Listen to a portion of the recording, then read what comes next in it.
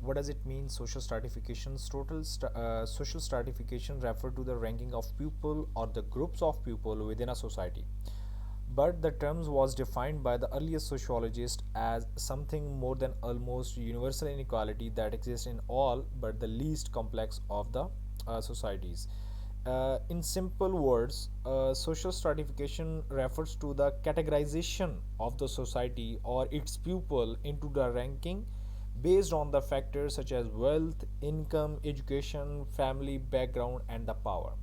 It, in easy word, this is the categorization, or we are divide the society into different kind of subgroups.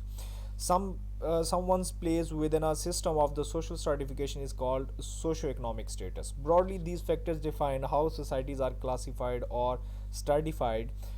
It could be based on their economic condition, like class and age, gender, ethnicity, race, caste, estate, and the slavery. In your subject, we just have to focus on four different types of stratification: caste, estate, and slavery, and the class. More importantly, we will just focus on the caste and the class. However, we will discuss one by one what does it means. If we talk about the first one, the slavery. Slavery is basically inherited and are likely the most rigid type of social stratification. Both involve people being treated as the property and are often based on the race or ethnicity. The owner of the slaves exploit slaves labor for the economic gain. For example, like you are doing some kind of a work for any person. He will decide that when you will come and when you will take off and when you will leave the office. So they will treated you like a slave. Slavery is one of the most lowest level in any kind of a stratification system, as they possess virtually no power or wealth of their own. Slavery is thought to have begun 10,000 years ago after agricultural societies developed, as people in these societies made prisoners of war work on their farm. As in the other social stratification system, the status of one's parent often defines whether or not someone will put into slavery. However, on a historic level, slavery has also been used as a punishment for the crimes and as a way of controlling those who are involved in some kind of economic territories. The next one is the caste system. Caste systems are the close stratification system, means people can do very little to change the social standing of their birth. Caste system determine all aspects of an individual life, such as appropriate occupation, marriage partners, and the housing. Those who have the expectation of their caste may descend to a lower one. Individual talents and interests do not provide opportunities to improve one's social standing.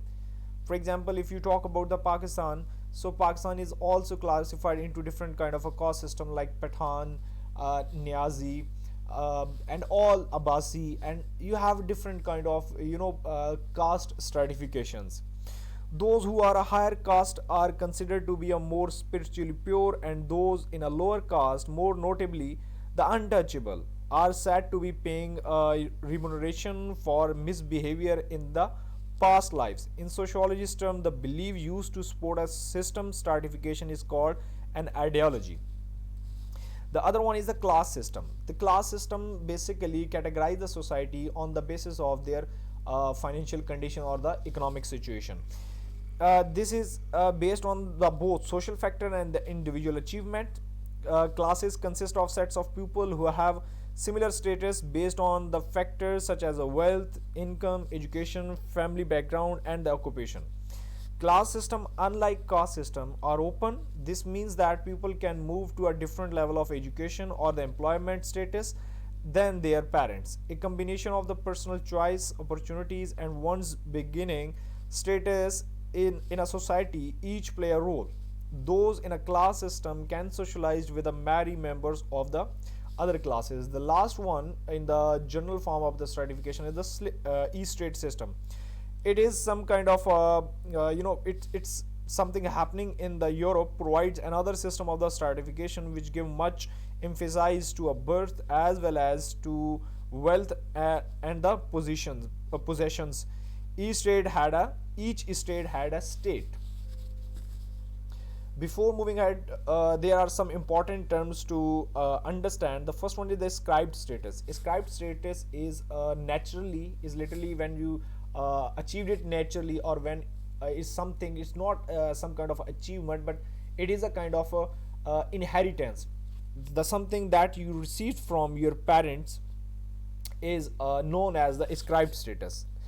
However, if we talk about achieved status, the status that you achieved in your life other than your ascribed status, might be possible when you were you may born in a family who are poor at the moment, but uh, you you give some kind of a competitive exam test, and now you are a rich man. So that kind of particular kind of a richness, you can consider it as your achieved status. The other one is the social mobility. Social mobility is something that how much you have moved from ascribed status to achieved status.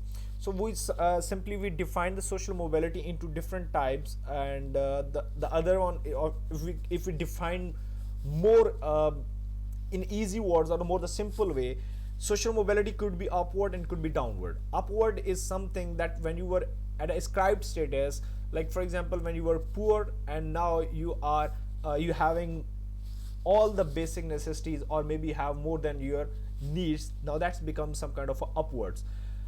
Might be possible when you were born you were in a rich family, but because of your bad decision, the bad management, now you are at the bottom level and you are struggling into your life. Now that becomes downward. If we classified the social mobility, we classified basically into two types: intergeneration and the intergenerational.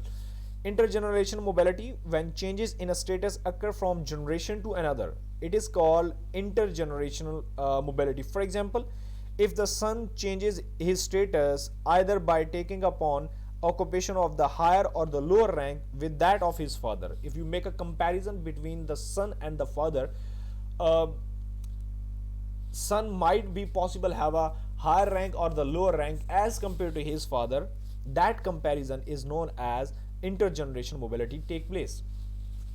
If you talk about the intergenerational mobility, when changes in the status occur with one generation, it is called intergenerational mobility. For example, the rise and the fall in the occupational structure of the family, which leads to the changes in its social status within a one generation, is called intergenerational mobility. I'll make a comparison between the brothers or sisters, or the sisters. So that's become intragenerational mobility.